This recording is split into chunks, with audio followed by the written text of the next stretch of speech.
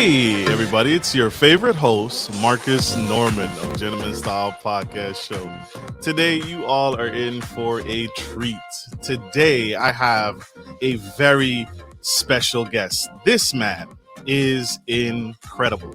He is impactful, and he has a lot of knowledge and expertise, and this man has a lot to say. Man, I want to say thank you to our new VIP sponsors, Miss Nicole Morris of the show and Nikki Brown of Gentleman Style Podcast. Thank you for tuning in and thank you for subscribing as VIP sponsors. We appreciate our sponsors. We love our sponsors of the show. They help us grow the channel. But getting back to this powerhouse guest, I'm so excited to welcome this man to the stage, and I think you all are going to like him. Stay tuned. Stay with us. Here we go.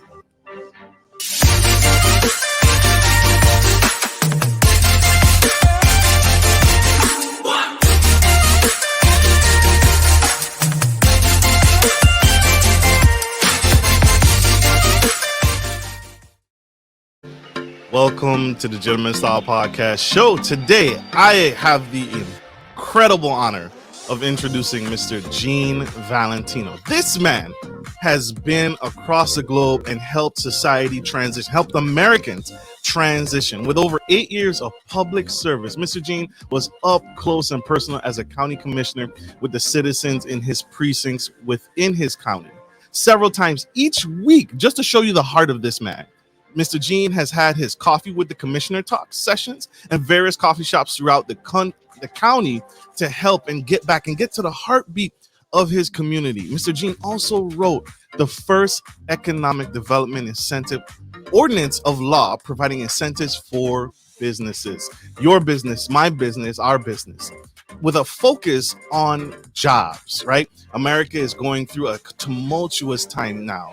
And Mr. Gene is the expert here today on the Gentleman Style Podcast stage. He's also the founding president of Cellular One, pioneering visionary of the online payment industry, serial entrepreneur, local government leader, major motion award-winning executive producer, coming to the Gentleman Style Podcast stage here today. Help me welcome the incredible, amazing Mr. Gene Valentino.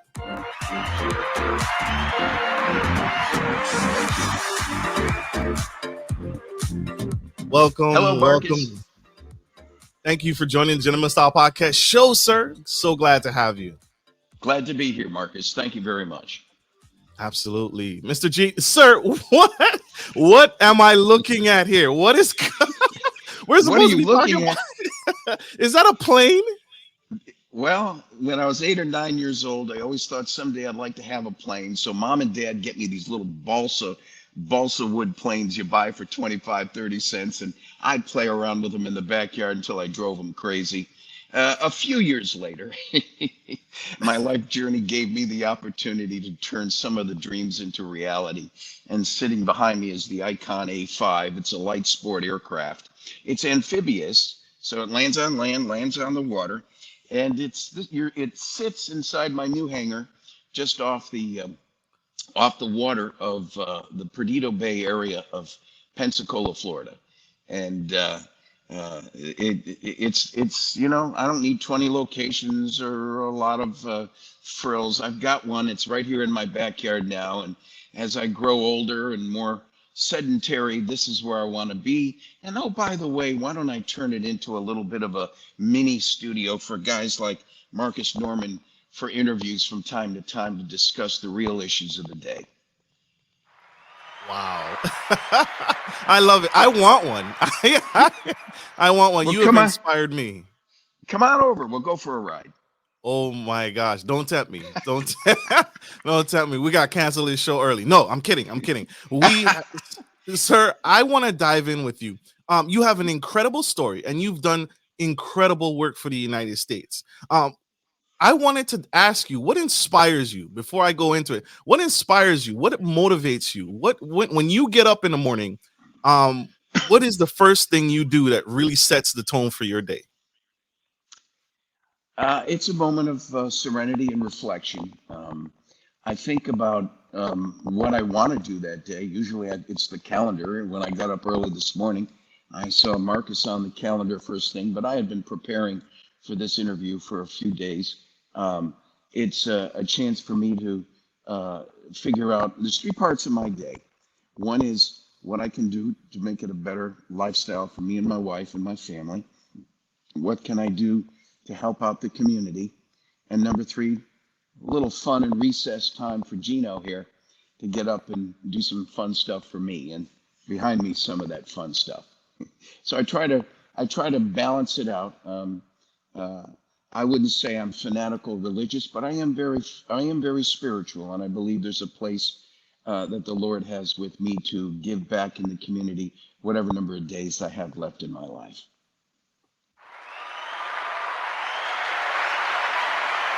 Did I tell y'all a heart of gold? A heart of Thank gold. you, sir. Yes, sir. Mr. Gene, I wanted to ask this question. We're on a in a direction that we don't really know where the economy is shifting. Many educators and leaders in Congress and in the United States, there's some parallel shifts coming, and we how do we navigate? There's some economic incentives versus tax increases. There's talks about that. What do you think that best for the United States? What do you think is truly going to get us in the right track? And you coach to this, you teach this, you speak on this. So Yeah. help us. How can we do better? What's the right move? Yeah, one of my recreational things I do, or things I do part time, is I serve as an adjunct professor in the area of economic development, business entrepreneurship. I do it with the local college, and I try to help some of the youngins coming up through the rank here to set their dream into motion. Some of them have grandiose ideas, but just don't have the tools on how to get to where they need to get to in life. For whatever reason, they didn't have the inspiration or the tools to get to a better place where they had in their dreams, just as I had in my dreams.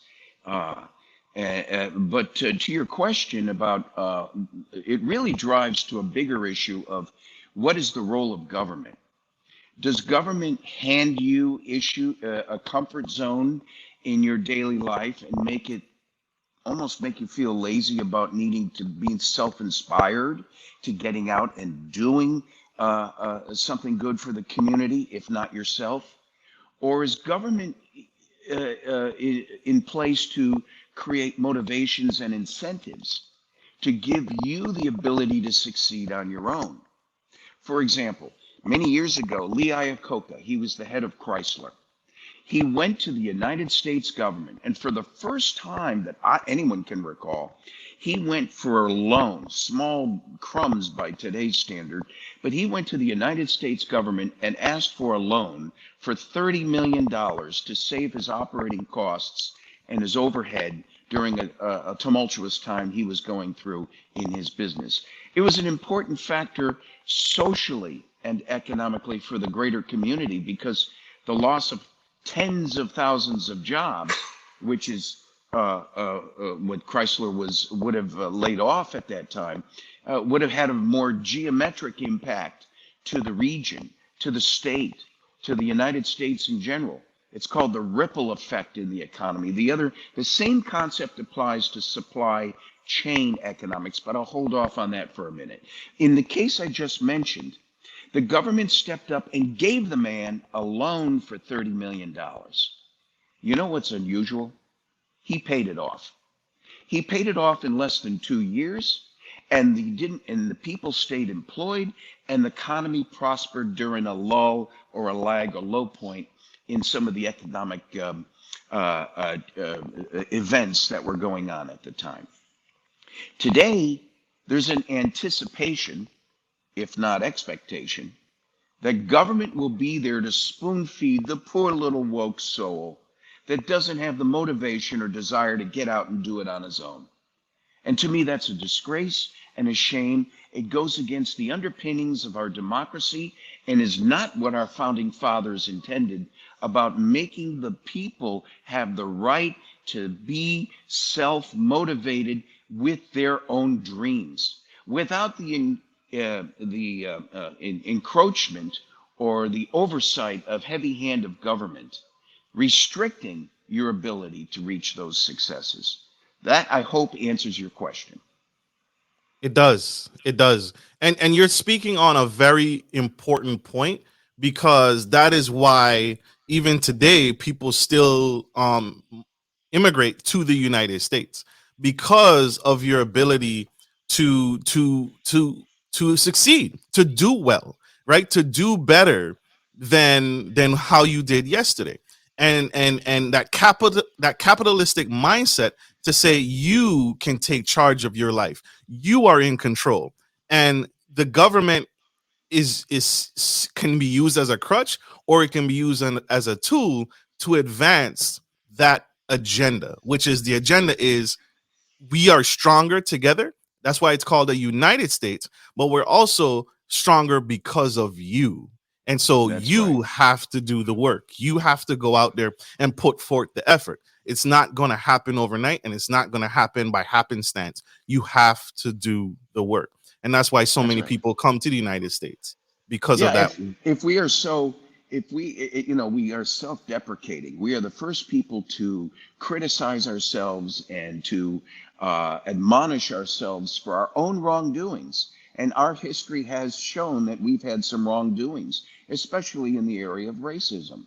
But we were correcting those, progressively correcting those shortcomings along the way, hopefully to the satisfaction of most, including civil rights amendments and other changes that came after in our history. But we are also one of the most envied nations in the world. Hey, is there no small coincidence that they're banging down our borders and hundreds of thousands are coming over the border to get here in the first place? How bad can we be?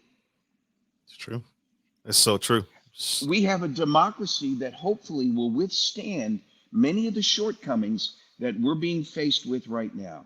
Unlike any other nation in the world, by the way, we're the longest surviving governance in the world. Let that be a guide. It won't be that easy to take down this democratic republic, but if they try, I hope this young woke generation who has missed a few history classes in the last decade comes up and realizes that we are a nation, one nation, as you said, one nation under God, with liberty and justice intended for all of us, not the select few. Is with no small coincidence.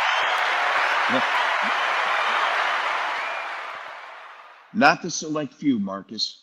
And that's where we have to be sensitive about those in Congress who've had taken advantage of the system that has been manipulated by the Nancy Pelosi's 30 something years in Congress. Come on. I was a county commissioner for 8 years and I thought I maybe stayed too long. She needs to get out of there with Chuck Schumer, Jerry Nadler, Adam Schiff, Eric Swalwell. Can I continue? There are people who have used that system and corrupted the security of this nation through by self-indulgence and putting their own desires ahead of the people who are listening and watching this morning. So true. So true. I'm I sorry, you called me on. I get off when you ask me a hard question. That's me. I hope it's okay. That is very okay. That's what we want. That's what we need. We need to hear this. We need to hear that. And you touched on this. I wanted to. You brushed on it, but I want to bring it back up. The U.S. border crisis and illegal Yeah. immigration. It's hurting America, but a lot of people, some people, not a lot, some people don't understand why. But helping the liberals and communists in that aspect. Can you break that down for us? How is the U.S. border crisis and illegal immigration actually hurting America? And because I know it swings very wide, right? We just talked about people wanting to get into the United States because we're a superpower, and now we're talking about how Yeah. illegal immigration. I want to stress that is hurting America. Can you touch on that point? First of all, my grandparents, maybe yours, were legal immigrants. They were Italian, and they came in under the after the regime was shutting down of Mussolini over in Italy. They couldn't get to the United States fast enough legally. And there is the difference. We are a nation of immigrants. We welcome immigrants coming. We learn from immigrants, and we sometimes need to. Right now, this nation's getting a good slap in the face because of the spoiled woke generation of people coming out of Harvard and Dartmouth who think everything should be spoon-fed to them through government. Well, what do you think government is? Government is a structure in this nation. This government is a government that is supposed to be working for the people.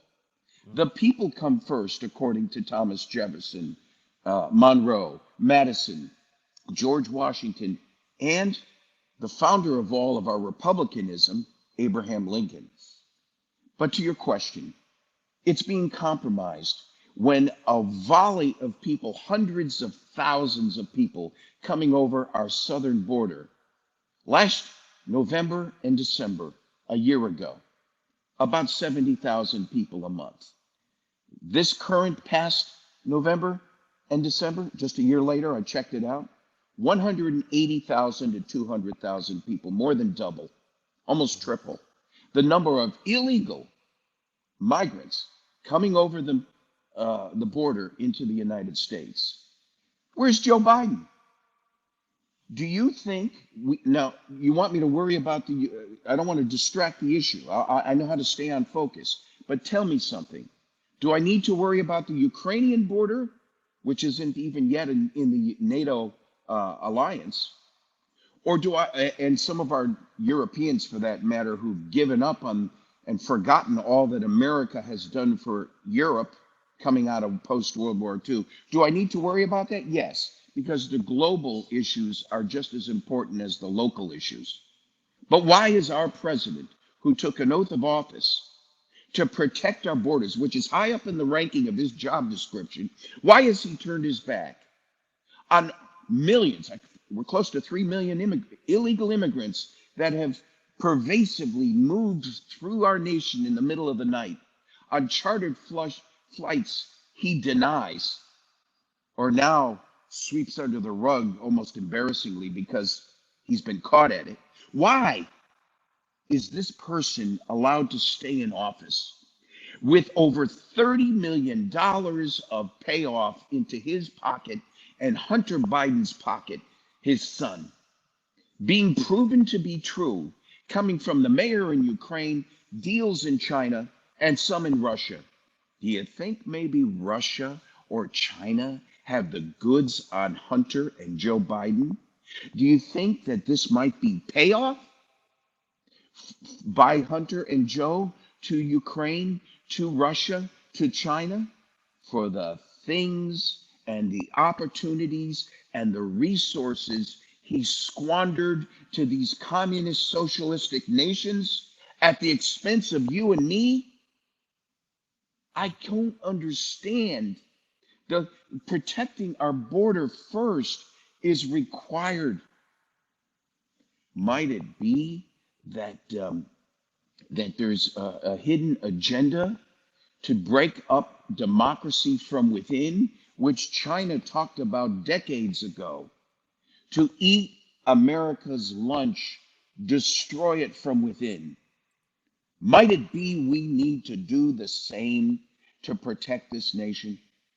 What are we doing right now to protect this nation? We can't even get him to acknowledge the border crisis. He hasn't even been there, for God's sake. Marcus, help me out. I'm a little hot. I'm sorry. We are going to go to that. This is incredible. We are going to go to a quick commercial break. Keep that same energy. Keep that same. We are going to be right My back. pacemaker just shorted out.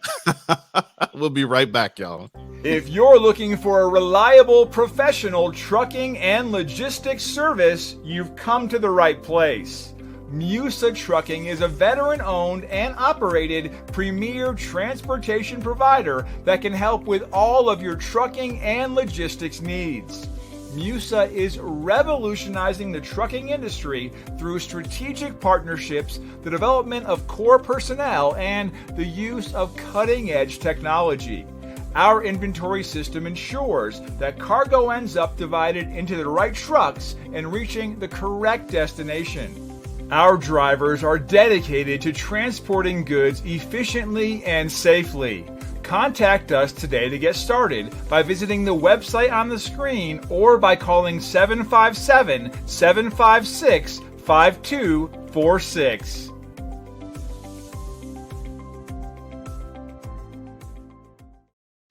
We are back. If you are just tuning in to the Gentleman Style Podcast Show, we have the incredible Mr. Gene Valentino, and he is spilling the tea on some of the hottest issues right now, the biggest issues that is facing America today. If you missed some of that, go back, scroll back. We are on iTunes, Apple, iHeartRadio, Audible, Google, Facebook, and YouTube, where you're watching us right now.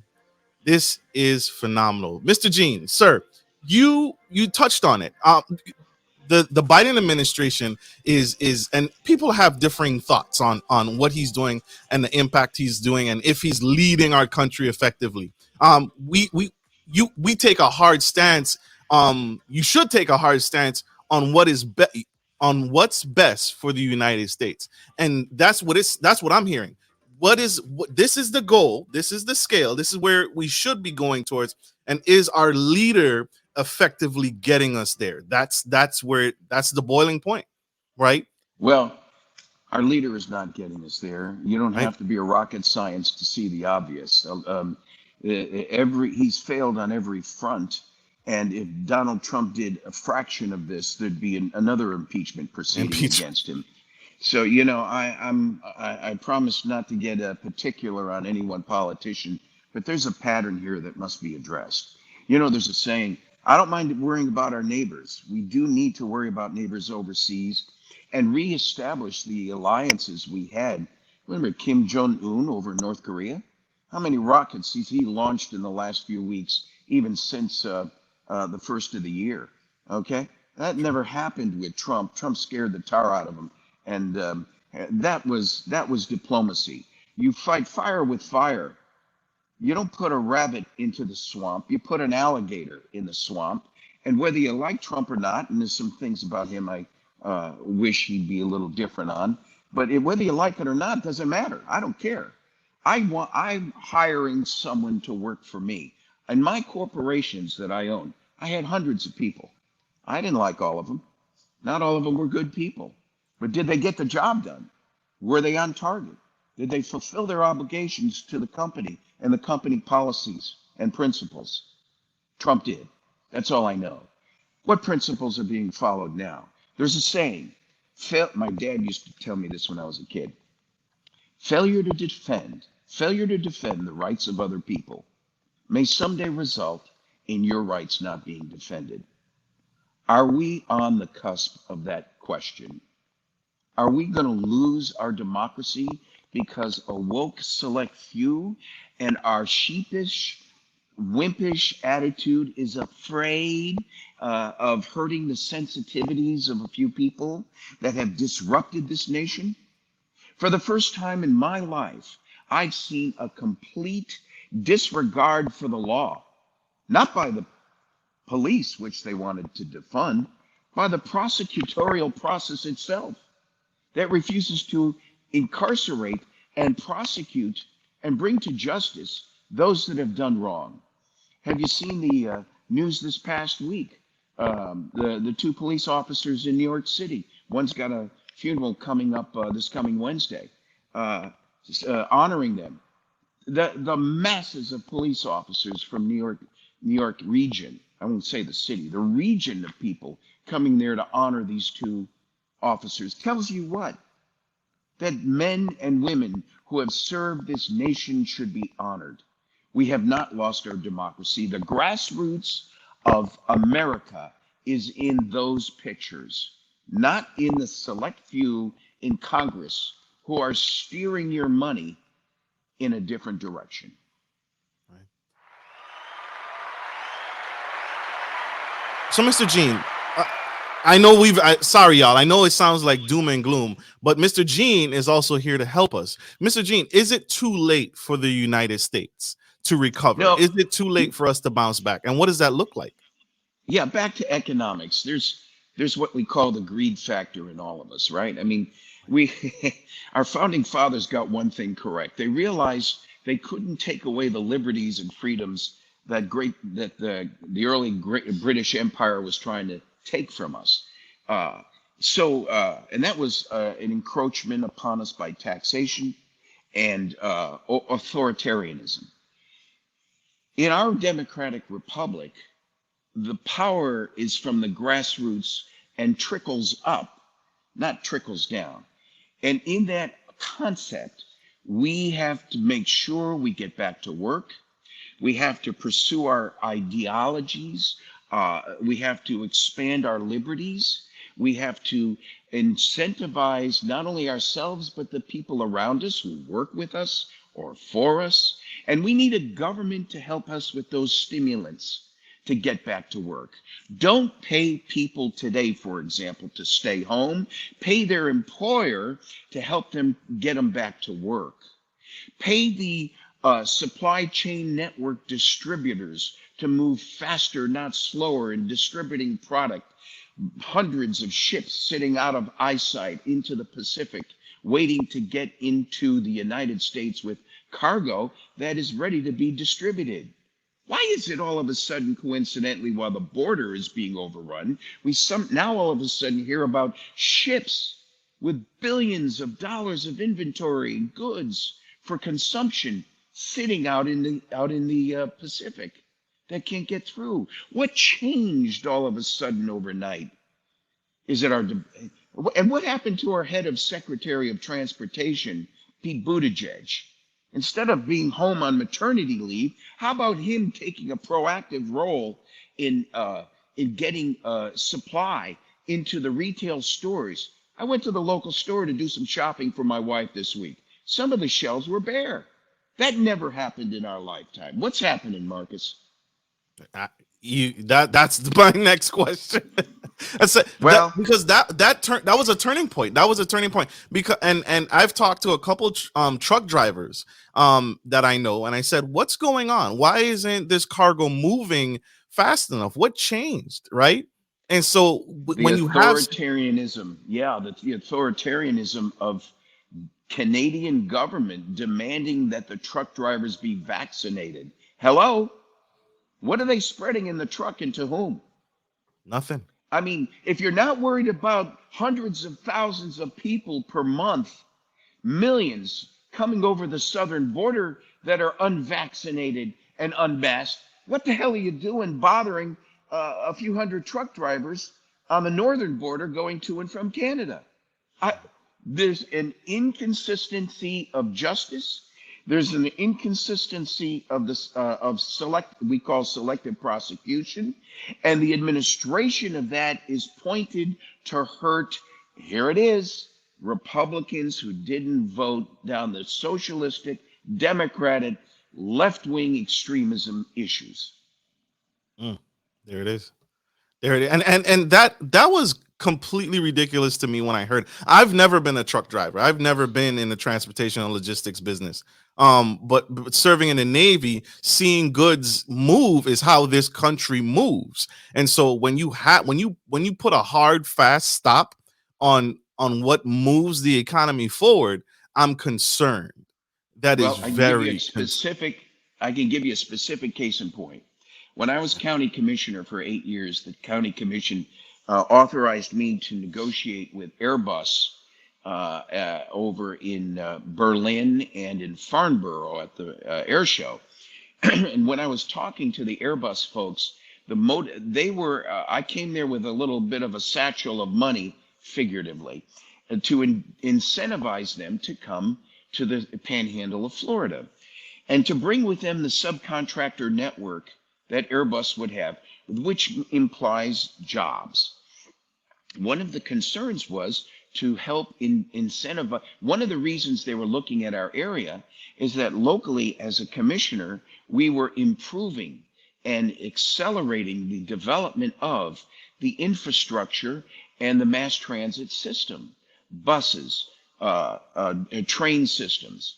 They needed that for the movement of goods and services for the development of the Airbus 360 NeoJet that they were going to build right here at Brookley Field, just over the line in Alabama. They went in the other direction because we didn't move fast enough to get the infrastructure in place, ended up in Alabama, and to this day we still are working to improve infrastructure to get the subcontract vendor network closer to the main facilitation of the development of the aircraft, about 80, 90 miles away. So the supply chain network is a very important part of what's called Keynesian economics, and it is rooted in the idea that if I spend $1 on that apple or that sandwich at the counter, there's a ripple effect of that dollar going out to other vendors and supply chain facilitators throughout the network. The magic is, and I hope we have time to talk about it before we end, is that we have to be hiring and buying from vendors that do not steal from America the very economic spirit that we're trying to create. China, for example, controls the chip. Samsung and Elon Musk just moved to Texas. The chip and the Samsung factory is being under development in Texas right now, and so I suspect there'll be a 1 to 2 year lag in some hardship in the economic development curve, but it's going to rebound because America's fighting spirit is not going to allow China to control the supply chain network. So remember just a decade or two ago when we were shipping out to China and other, it's not just China, by the way, and other areas overseas, a lot of the supply chain development that we lost here in the United States because of the union, that is now coming back to us, and it's coming back to us so that we can control the supply of the support needed in the bill of lading process involved in the creation of a product, a good, or a service. And so heads up, I have a great optimism that this slap in the face we're going through today will be a learning experience that you didn't get in school, because obviously history almost repeated itself. And as a result, we're going to learn from those mistakes and now bring back into this nation the development of goods and services so that we're not held hostage to the foreigners that don't appreciate us in the first place.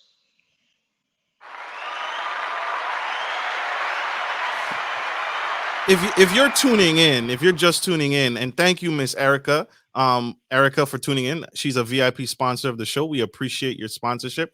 If you have no idea what we're talking about, there is a microchip shortage in the United States because we've typically gotten our microchips from overseas, from China right. and other sources. And so what Mr. Gene is talking about is those microchips are significant.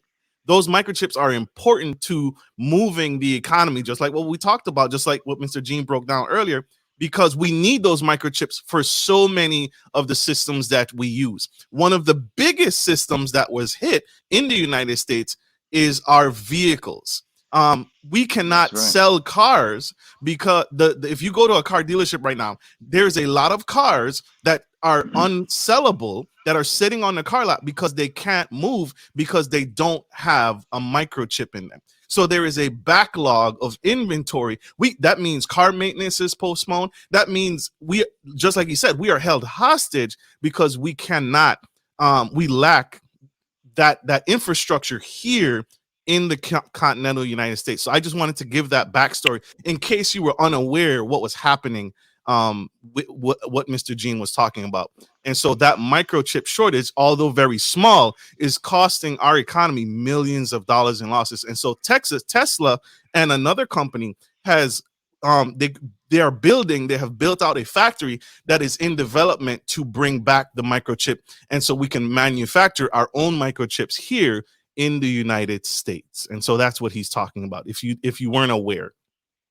And Marcus, the microchip issue you just mentioned is just nothing more than one small vertical. You have the banking industry, you have the food industry, farming and agriculture.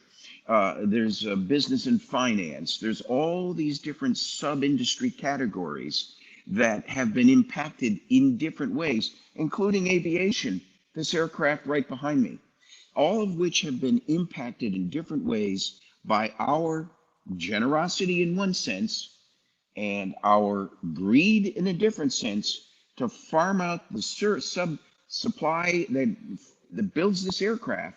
Some of the issues are being built overseas, and these folks have held us hostage now.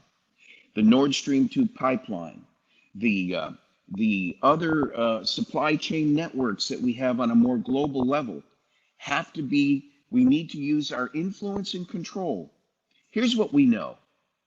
As much as you want to say adverse about the United States of America, our hearts have always been in a good place. Yeah, we got greedy people and some wrongdoers, and there's a system in place to get rid of them, hopefully.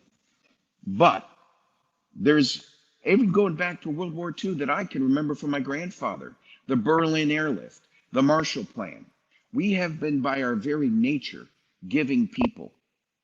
But that generosity has gone too far. I'm going to want to look and elect a person who's going to worry about me, my family, and my business before I try to take on some foreign nation's issues that preceded us, that go back to the beginning of time. I want to worry about our borders and defending this nation because there's only one thing I know. This is the longest governance in the world that has succeeded, that has not been overthrown or overtaken. We must be doing something right, as critical as everyone's been about us. And if they're so smart, how come they're not better off? How come they're looking to us for help? Economic development is but just one chapter in this vision of remedy needed in the world scene. And while we try to handle the world's problems, fine, I think there's a reason to worry about why Afghans and Iranians and Chinese are slipping in with the Mexican over the southern border. Granted, we got a world issue there. But I still think a president of the United States who took an oath of office to protect us needs to continue with Donald Trump's vision of a wall to stop this from this insurgency from continuing. Is there no small coincidence that where the wall was installed, they're not coming through? No. Then finish the wall. Right. Right. Whew. We are going to take a quick commercial break. Don't go anywhere. Stay tuned. Stay with us. We'll be right back. Good day, podcast listeners. This is your boy, Marcus Norman of Gentleman Style Podcast Show. I wanted to let you guys know that we will be rolling out a new feature and adding a join sponsor button next to the subscriber button here at the bottom of your screen. Once you click the button, it will display 3 membership levels. Gentleman Gentry, which is our entry level, Duke Duchess, which is our season level, and the Emperor and Empress, which is our most sophisticated level, which you will receive unique perks and benefits at each differing level and gain access to our community tab. We will also be sharing polls, upcoming events, and interviews, as well as receive feedback from our sponsors directly. Your support helps me find new and exciting guests to bring to the stage live. Well, in order to get the higher end speakers, it requires, well, some, you guessed it, money. So thank you for tuning in to my channel. And if becoming a sponsor sounds good to you, then select the join button below and choose your desired sponsor level. Let's continue to grow and serve the future of generations of men and women to come. Love you guys. Bye.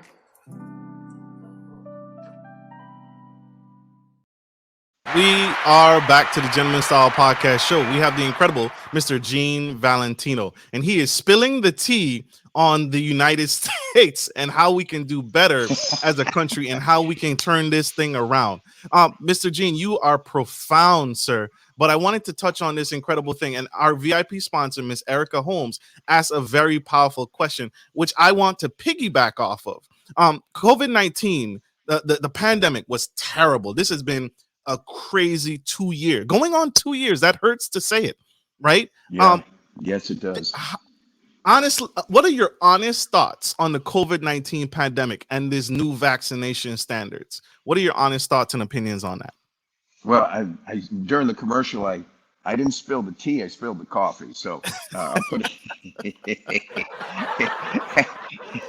So to answer your question, I haven't ignored the problem, but I think it's the COVID-19 issue is a consequence of a much bigger issue. Do masks work? There's no proof that they do. Do the vaccinations work? We had an emergency and the earlier versions seem to have worked, but the aircraft mechanic who works on this aircraft took the vaccine and recently died 5 days after he took the vaccine. I had to go out and get another mechanic to help me here. It's an isolated event. Who the heck knows? Do the vaccines work? The government had a role and they did one thing right. The government has an obligation to protect those who cannot protect themselves. Full stop.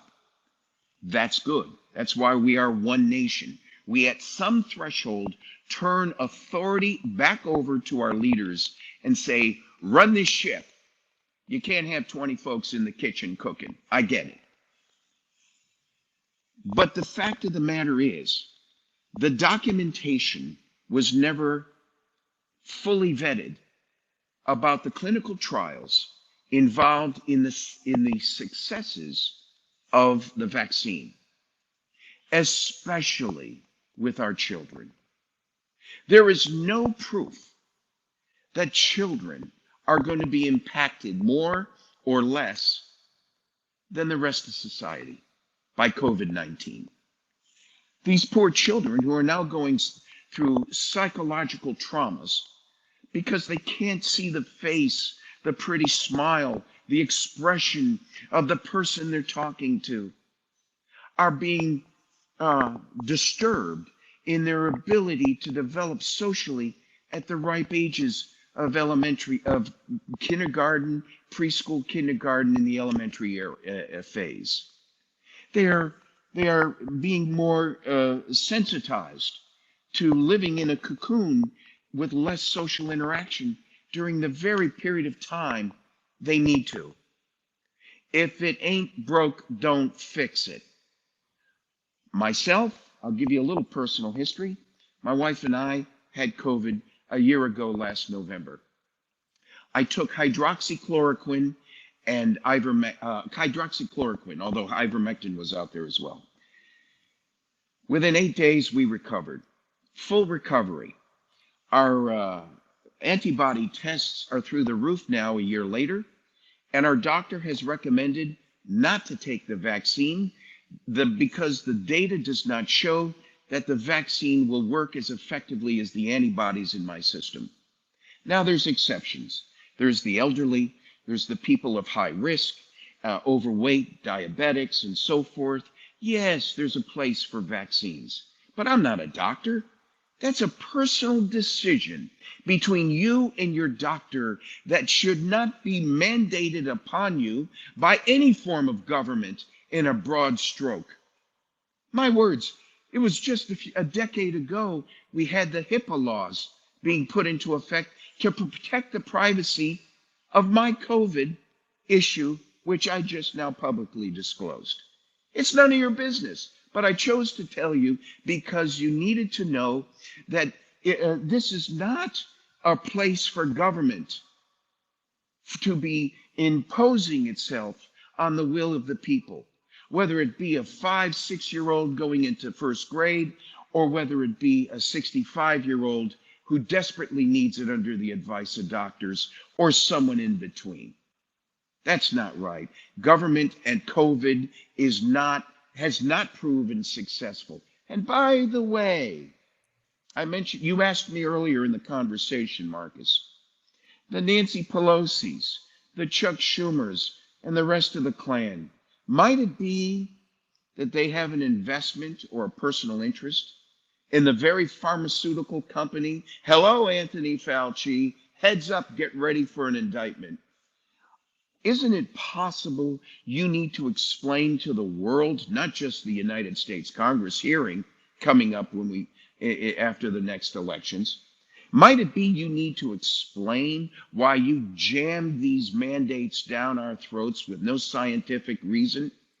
It's called the scientific method. You base your epistemic information on fact and experience, and that's the basis. Emotion and politics and personalities completely removed. You base your decision on the data. Hello, Wuhan lab. Where's the data?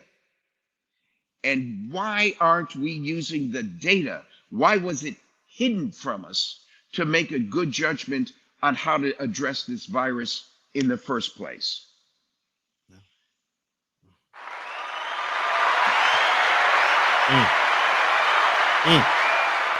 That's true. That's true. And thank you. And I'm sorry to hear about the loss of your mechanic. Condolences to his family. And you're right. This has been a crazy experience. This has been a terrible year for loved ones and everyone alike. And I feel like you're saying we rushed into this and we didn't have clear, defined leadership to get us through this. We didn't have the confidence. There are still many Americans that don't have the confidence in our Congress and in our president to get us through this pandemic, despite the public statements made, despite the incomplete facts that they're putting out there.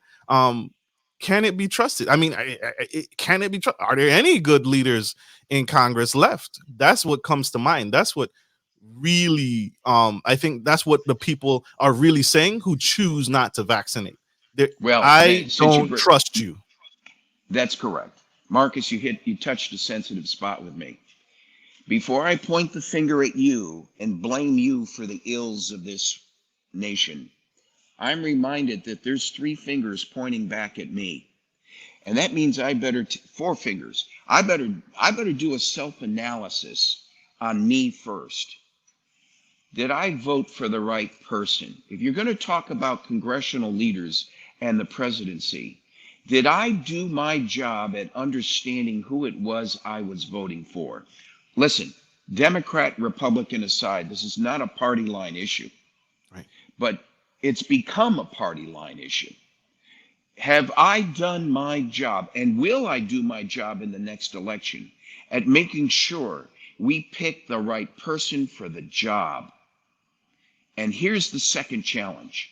You now believe the principles, the ideologies of that person are pure and sincere. Here's our job as Americans.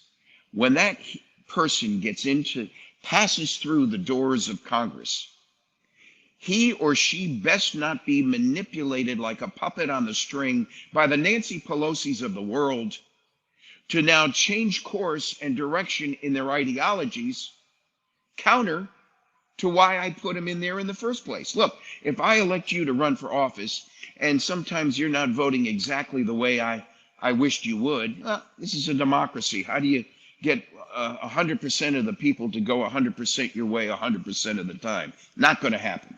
But if you are turning on a dime from the Nancy Pelosi's and the Chuck Schumers of the world, and now following in lockstep with their perverse left radical woke ideologies, the tail's wagging the dog. And furthermore, it's counter to the spirit of our democratic process, which hopefully is that they were going down into those doors of Congress to do what you and I put them in there to do. That's why you, Marcus, decided to serve this nation as a loyal patriot. And you did, I understand. serve this nation. And by the way, I commend you for that. God bless you, sir. You get 100% of my credit for your term of service for this nation. And that's what this is all about. It's about the we, not the me. It's about the many, not the few. And if we fail to understand that as a nation, then the democratic republic we were told about by our teachers in school. Hopefully they learned something about it. But hopefully that won't be for naught. We need to protect this democracy for our grandchildren, our great-grandchildren, posterity. Failure to defend the rights, Marcus, failure to defend the rights of the many may someday result in your rights and my rights not being defended. Right. Oh my gosh. We have a question from our VIP sponsor, Miss Nicole Morris. She asks, what are your thoughts regarding the metaverse and all this newfound technology that is pushing the United States to go digital, right? We got cryptocurrency that has definitely been a player in the United States, and now it's proven that it's here to stay. As a whole, do you believe we are equipped as a nation to navigate this virtual space? It's a challenge, not because the technology's bad, but because greed is intervening, is the select few again, costing the many the greater outcome, the greater good. Meaning, digital is here. Satoshi Nakamoto was the founder of the blockchain technology. He created a blockchain encryption that works. The problem is, it's hard to keep it in the hands of the good and keep it away from the hands of the bad. Insurgents, criminals, many Iranian intentions are paid through blockchain. Prostitution, a lot of things are paid for through Bitcoin and the related technologies that should not be. And so there is the holdup and the concern for digital. On the other hand, we have a Federal Reserve. We have an independent banking institution which was set up to buffer some of that. Now, do people bounce checks? Yes. Do people pay things with different schemes that end up being a wrong and illegal or immoral behavior? Sure, it's happening right now. So the counter argument is, well, what the hell? It's happened now. Might as well let the digital currency go gangbusters and be an alternative to the central bank system as we know it today.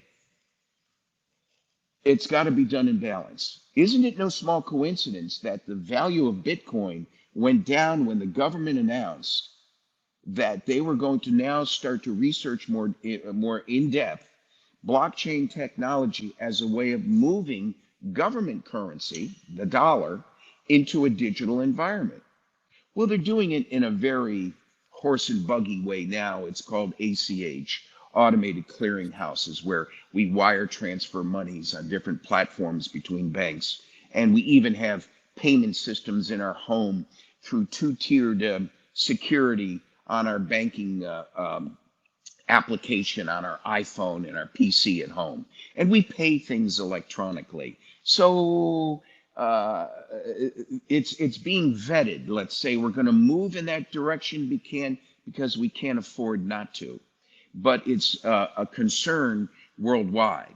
In fact, one of the big things that's concerning our good friend Russian President Putin right now is that we, the federal bank system, may cut off his ability to move within certain banks in the World Bank system. And if there's anything that's threatening him from invading Ukraine, that's one of them. So again, a technology like that has to be brought into balance with the good. Another purpose of the meta technology that your sponsor has mentioned is the use of this digital platform for voting. Why not consider using it in a very proper way to create a new constitutional amendment? I call it the 28th Amendment to the Constitution of the United States that involves voting procedures, a two-step authentication procedure that knows you are really who you are, whether you vote by email or you vote in person, that it's really you. That electronic digital authentication is able to cut through the myriad of misuse of the voting procedures now and eliminate. Oh, by the way, it also helps us identify who a real American citizen is. Might it be, unlike New York, who wants a stranger to be able to walk into a voting booth to vote, might it be that anybody, we're a nation of immigrants, we talked about earlier, that these immigrants, once they are legally able to become American citizens, that they have a procedure in place to vote, and that they have become American citizens first, before we talk about voting, that they become an American citizen first, legally and consistency with every other applicant coming in across the border. My grandfather was an Italian immigrant. He went through a procedure to become an American. We're not saying everybody in the southern border should be sent back home and doesn't have a right to consider become an immigrant. But you better tell me who Thomas Jefferson and Abraham Lincoln is first. You better tell me what the first 10 amendments to the Constitution, the Bill of Rights are, as opposed to the other 17 amendments to the Constitution that followed. If you can't talk about those things, what the hell do you want to be an American for? Right.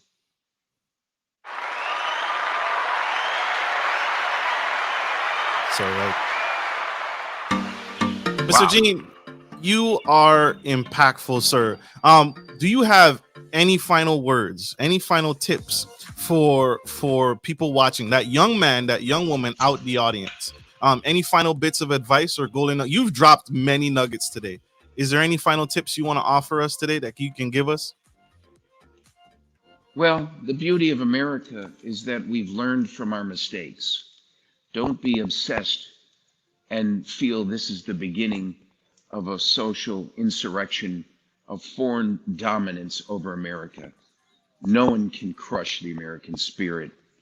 Whether it's the loss of my mechanic from a COVID vaccination I believe he should not have taken, or whether it's on the world scene, China and Russia trying to eat our lunch.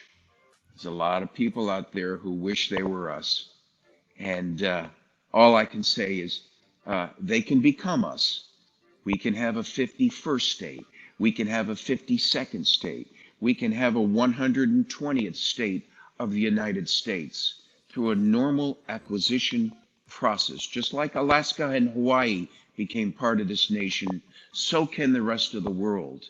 But it's got to go through a vetting process, not an insurrection process. So you asked me, what's the last thought? Oh, Marcus, failure to defend the rights of other people may someday result in your rights not being defended. Support America and get good people back into office to get us back on the right road. Amen. Amen.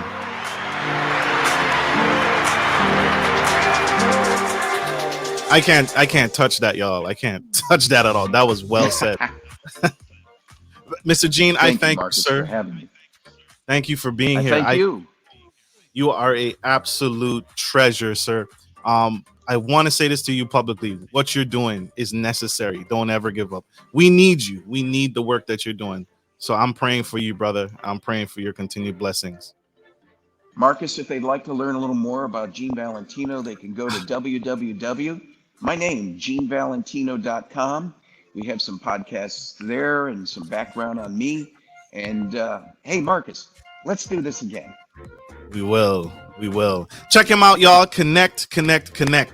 That's www.genevalentino.com. He's also on Facebook. Check out his podcast, his radio show, Grassroots, The Truth Cast. He's also on YouTube, just like me.